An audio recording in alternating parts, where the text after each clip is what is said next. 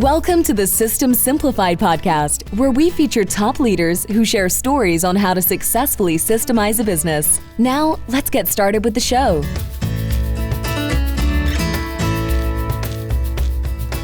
Hello, Andy Klevit here, the host of the System Simplified podcast, where I feature top founders, entrepreneurs, and thought leaders about systematizing a business.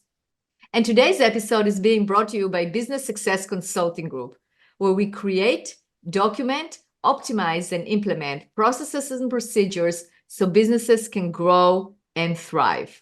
And today's guest is David Boyle. Hi, David. Hey, how's it going? Good. How are you doing?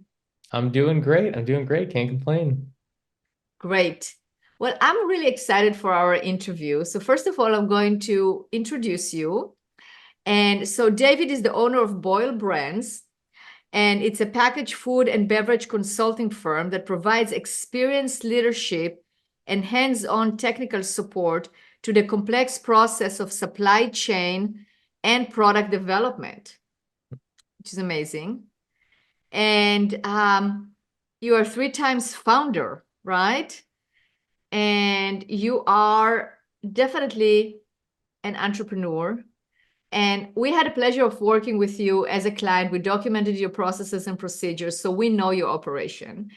And I can definitely say that you are very innovative. You have a great company. You're expanding, you're growing, and you're organized. So it's definitely amazing. I'm looking forward to this conversation because I want our listeners to hear more about what you do, how you started the company, which was basically an accidental thing, which is actually a lot. It's great to hear because it's inspiring. And then we'll talk about, the importance of processes, the organization, the future of your company. Does that sound good? Yeah, that's perfect. Good. Yeah. And before we start, I always like to give a shout out for when people introduce people. I love networking. I love connections. I like introductions. So I want to give a shout out to Josh Marimba, who actually introduced us. And it was a great connection. So thank you, Josh. Big shout out to you. Thank you, Josh. And I'll add thank you to my good friend Tyler Schwaff, who actually initiated the series of introductions that brought me to Josh, and then luckily to you and to your team. Amazing. Isn't it amazing? I mean, I just love connections. I mean, that's the best. It's like the communication, the connections, that different people know people. It's just, that's what makes me thrive, really. That's what I live for, is the communication and connection. So that's great. Great. All right, David. So let's get started. So tell us a little bit about how did you get started? What is the background before you started Boyle Brands? Yeah, and it's funny, like Boyle Brands in a nutshell is really we create, develop, and then manage different packaged food and beverage businesses. That's really what we do at our core. And it really did start as a complete accident. I have been kind of born and raised around different operations and CPG operations, mainly because my parents are denim jeans makers and entrepreneurs. So I always grew up around denim factories here in the Los Angeles area. And I then went and I was working in the factory after college and had an idea to start a coffee shop, as crazy as that is. I was researching coffee shops, brought me to nutrition bars and coffee, different things that have the coffee related to it. And I ended up having this idea for a coffee fruit nutrition bar, which is actually utilizing the coffee fruit outside of the coffee bean into a nutrition bar. I ran that business for a while. I developed about 500 coffee shop accounts after I developed that product, and eventually ended up selling that business and going back to school to study entrepreneurship because that experience told me I have a lot to learn, essentially. And while I was there, a friend of mine who was around the food circuit trade shows had asked me, hey, could you help me find a manufacturer for my cold brew coffee business? And I thought, yeah, sure, I know how to do that. So I helped them find one and said, okay, that's great. And they told someone else, like, oh, David helped me find a manufacturer. Now a cracker business reached out. Oh, I heard about you. Could you help me find a cracker manufacturer? And so I helped them find one. And I was, at school at the time and just helping people find contract manufacturers. And by the time I had graduated in 2017, I just kept having people reach out asking for it. And so I just kept thinking, okay, well, I'll just help people. And then after that, I'll be done. I'll go get a real job at some point. And I just kept getting more referrals, getting more referrals. And so at some point I thought, okay, this is a real thing. This is a pull. I think about a push business or a pull business. This is a pull. People are asking me for it. So I'm going to try to create a business around that. And so then in 2020, I had really started to formalize the idea of, in that order, find a contract manufacturer, now help launch that product with the contract manufacturer, which we call commercialization. And then post-launch, what do you do now? That's helping to manage the supply chain and the ongoing production. So it really was a bit of an accident, and one person just asking for a favor. And that is just slowly, slowly snowballed to now we've developed somewhere close to 250 packaged food and beverage business products. That's amazing, David. What a great story. So what would you say was your knack or your skill that people actually gravitated towards you and asked you for it? I mean, I think the main thing really, and it's I would say is just hustle, I would say, really just hustle. I mean, I would just call people all day long. I would just call people until they said, stop bothering us, basically. You know, these contract manufacturers, they don't really want to be found. It's very different. You would think that you're trying to give them business, but they're very busy. They're really focused on their current clients. They're usually short-staffed. And so I would just try to be polite and develop different relationships. I would fly there if I wasn't getting an answer. I just try to find a group by any means necessary. And that is something that I think I really tried to instill and continues to be the secret sauce for any of the projects that we launch is commercializing a new food or beverage project is really difficult. It's just not an easy thing. It's a very niche and kind of complicated process. And so I think the way that I've tried to attack that is through hyper organization and grit and hustle, essentially. That's incredible. You know, it's tenacity, which is definitely, I mean, I interviewed many entrepreneurs on this podcast, helped many, spoke to many, but it's tenacity. It's that ability to see the goal and achieve that, right? Without taking no for an answer, basically. Just continuing and continuing and continuing, which I think is very impressive. Oh, yeah. Yeah, absolutely. Right. And then when we started working together, it was more, now you want to, I mean, you know how to do it, but you need to scale it, right? You need to actually clone yourself because that ability to do that, you can't just do it all day long. Now you have an organization, you have to run the organization, and you have to have people under you that can do the job. Mhm. Yeah. Right? And that period, I mean, I think, at least for me, was the toughest thing to accomplish, really. And I think there's a lot of listeners that could resonate with that. Turning from a single person consultant, going from one consultant where you know exactly what to do and exactly what to operate on, to now turning that into a consulting firm. And so how do you basically delegate and take the things that are out of your body and yourself and now instill it into other people to do it? I mean, that's always been, for me, a difficult one because I'm a very hands-on person. I had already, just as a solo consultant, developed about 100 different product lines before I'd ever brought someone on. So it was so ingrained in me. I was so used to doing everything myself, a very particular way that I like things to be done, very particular organization system. And it just came so natural to me at some point inherently of like, oh yeah, you need packaging. I just call Bob, things that are just so not drilled down and delegated. So that process of going, okay, I'm a single consultant to instead, all right, I'm a larger consulting firm, and this needs to fit into a parameter that a team can get on board with and execute, was very difficult transition. I bet. I bet. So let's say we have other people in your shoes that you wear, in the shoes you wear, wearing, listening to us. What advice would you give them? I would say the main thing is, I think the main thing really that I'm always thinking about almost every day is people and process. That is the new thing. Do you have good people that share some of the same values, that are going to work well, and have a great demeanor to work with? and process. What is the process that they're actually executing upon? Do they feel like they know what even needs to be done? So what I've found is when I first was delegating is I used to only give a small piece of the information. And so I'd say, hey, can you go do this one task? As opposed to a new style of delegation that I'm trying now, which is more of a full immersion. So I want any operations consultant or operations manager on my team to be able to know the entire picture. So we're asking you to do this one task, but here's the reason why we're asking you to do this one task. And so instead of being so finite, really saying, okay, here's the full goal. This is what we want, which is a final project or a final product. And now let's work our way back into these different steps and why we do it. So I would say it's been the full context of being able to bring people along. When I first brought on some of our first people, the way that I would do it is first you watch me. So first let's do it together. I'm going to do it with your support. We're going to get through one full commercialization cycle.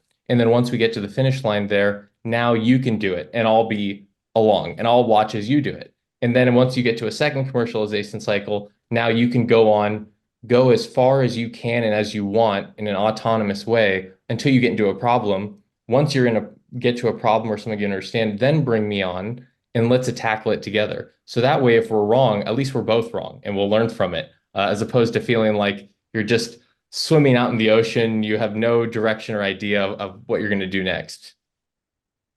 Right. I mean, that's definitely a good way to do it because it also explains to others why they are doing what they're doing and how they're actually interacting with other team members. So I think it's a very important approach. Mm-hmm. Yeah. How do you measure the success of your people? What do you do? Yeah, I mean, what I love about working in CPG in consumer packaged goods is that it's very clear what the final deliverable is going to be. You know, what we offer, even though we're a consulting firm, it very much is a done for you service. We're typically speaking with the client when they have an idea in their head of a great project, whether that's a family business or a celebrity backed, influencer business or a new product line of an existing brand. And for us, the final tangible result is a product that's sitting in the client's hand, typically sitting in a warehouse that's ready to sell. And so for us, where I really look at everyone essentially is, are we doing the different steps that we can get to a final product? And if there's any roadblocks or impediments to getting to that final tangible product, then we know that there's been something we need to work on, basically. Absolutely. And it goes back to the people or processes. It's either you have the right people that can do it, or do you have the right processes? So both, like, do you have it or you don't have it, right? Mm-hmm. So either one or both are missing or not complete if something doesn't go as planned. Yeah, exactly. I mean, I would say my style of leadership or style of management is I'm very much, I've always balanced with being so on board. That's been what I had to work on the most, and probably is working with your team is I just love getting my hands onto a project. So there are times where I'm delegate an operations consultant or manager who's more than capable of taking this project from A to Z without my involvement. And I love what I do, so I just can't help myself and go, oh, what if we do this? Or how about here, I'll make the barcodes. I love making the barcodes. Or, oh, I have a good idea for packaging. Sometimes I go, David, stop. Just let them work on their own. So the new style that I've been kind of implementing is I want them to go on and go as far as they possibly can, and then use me to block and tackle any roadblocks that come up instead. I think it's very smart. Otherwise, you will never get away. You never get off being your hands will be going to be everywhere and nowhere. Yep. Because you can't do that much. Absolutely. Yeah, totally. So David, what do you feel are the main benefits of having well-documented processes and procedures?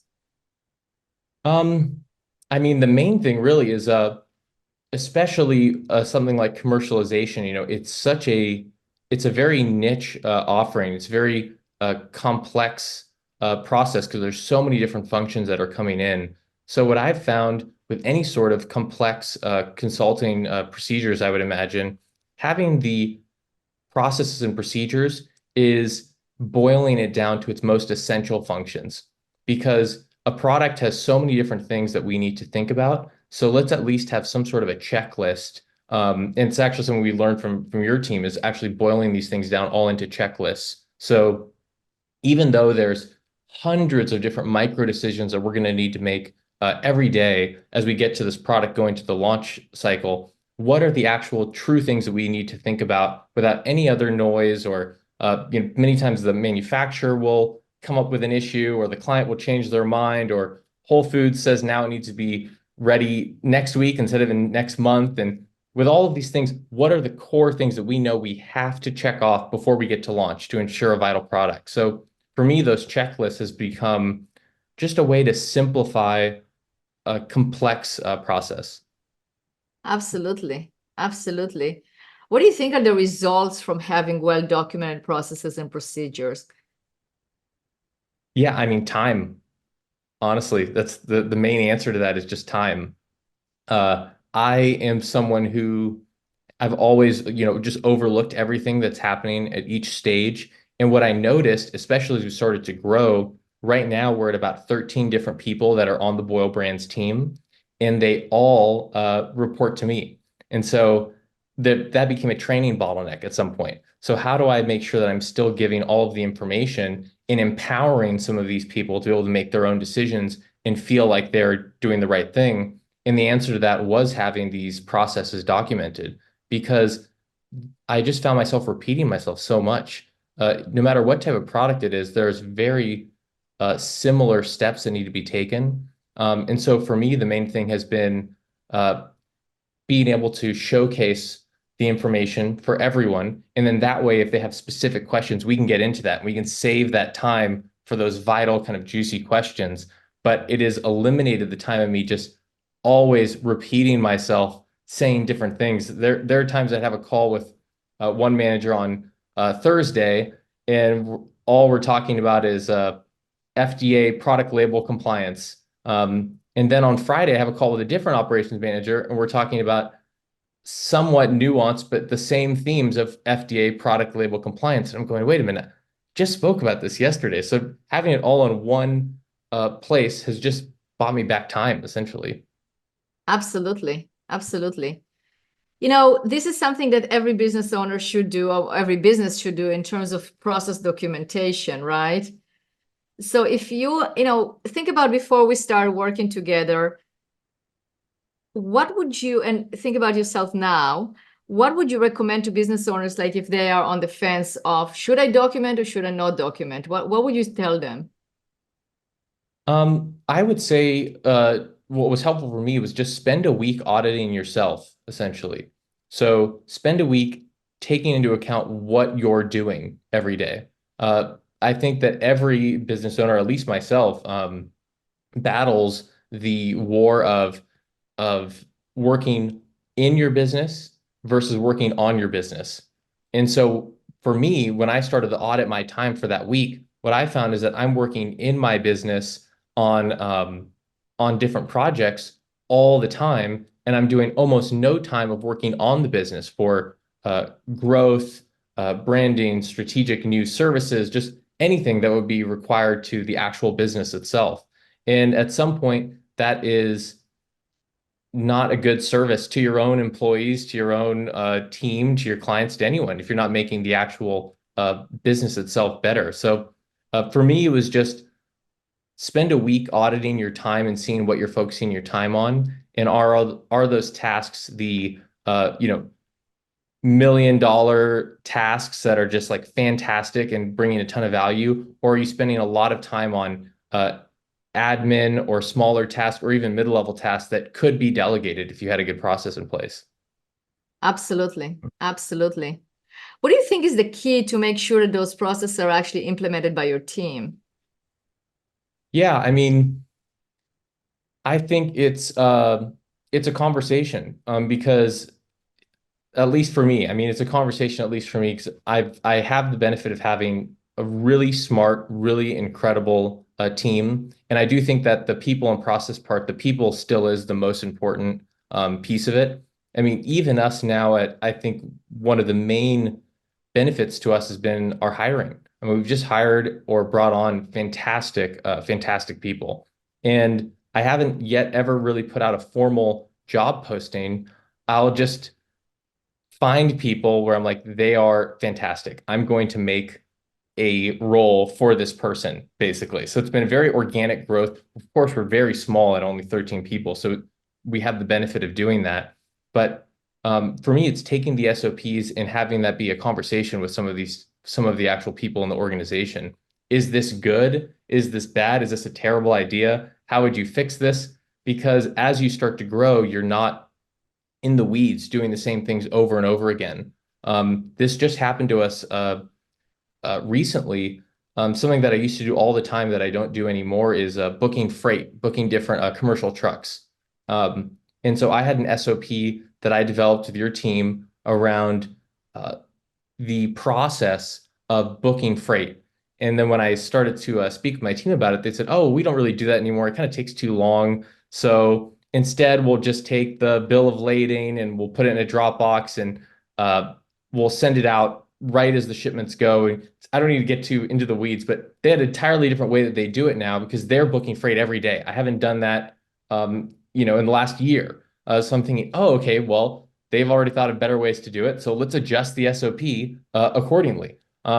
So I think the main thing is it's not a top-down approach for the SOP. I think that's phase one of the SOP. And then phase two needs to be refining it towards what is actually going to work on the ground. Absolutely. And you have to consult with the people on the ground, because that's a great example, because they are the ones who are doing it. So even if they're doing it incorrectly, you still need to know what they're doing because they are the ones who are doing it. So that is a key thing. And that's why it's very important to also involve the team in this project.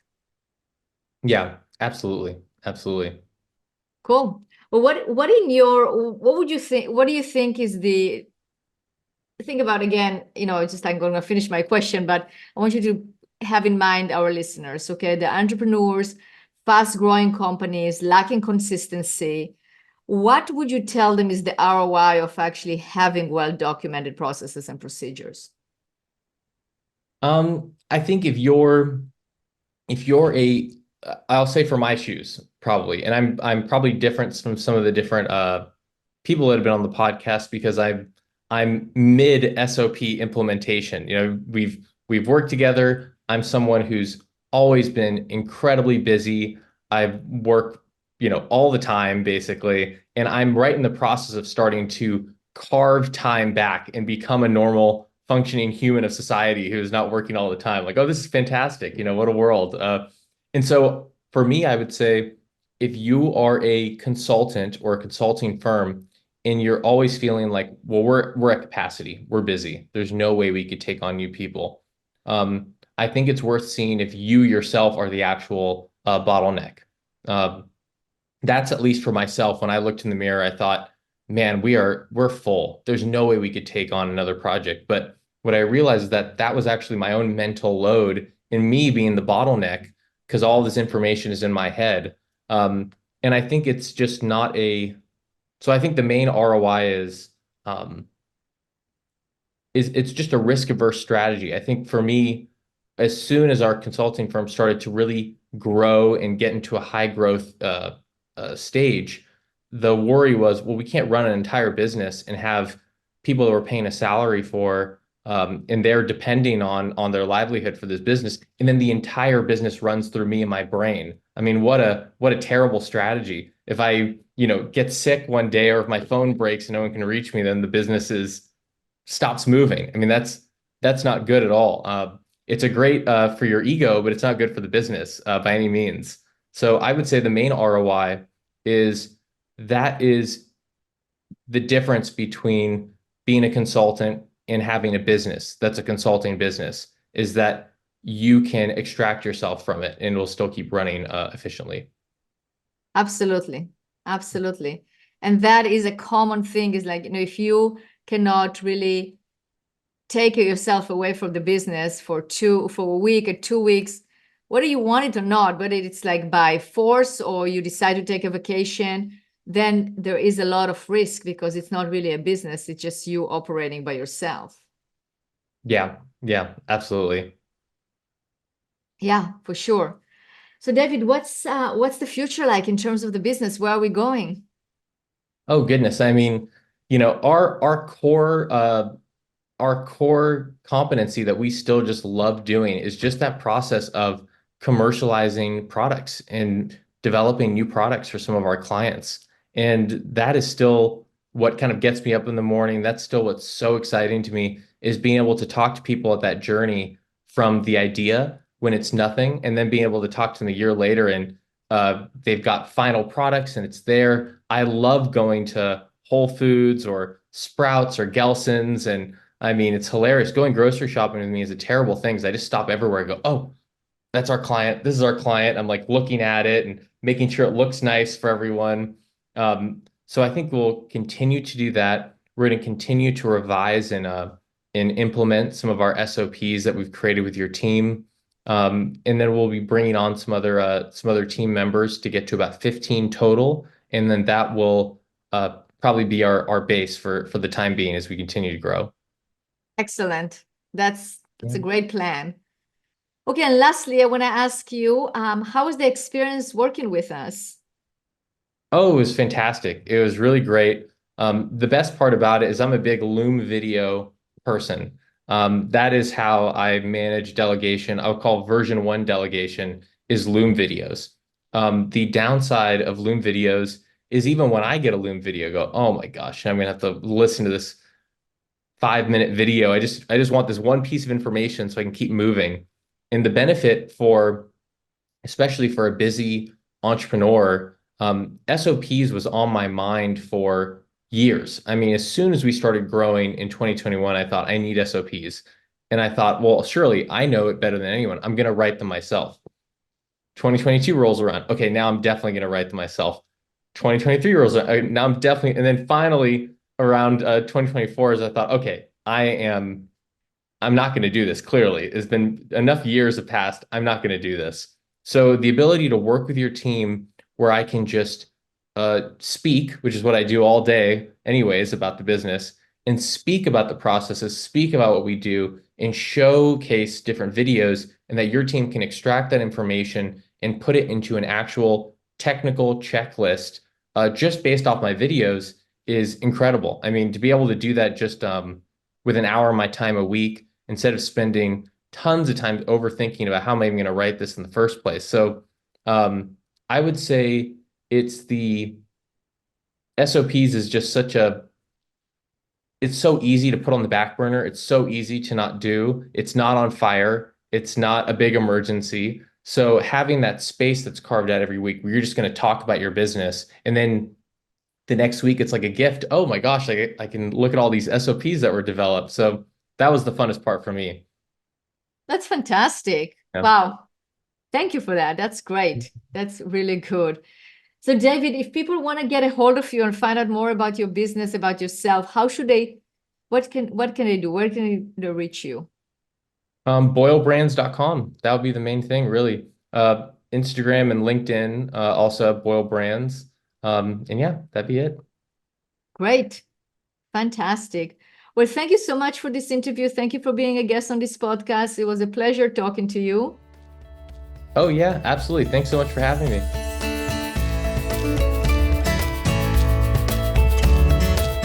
Thanks for listening to the System Simplified podcast. We'll see you again next time, and be sure to click subscribe to get future episodes.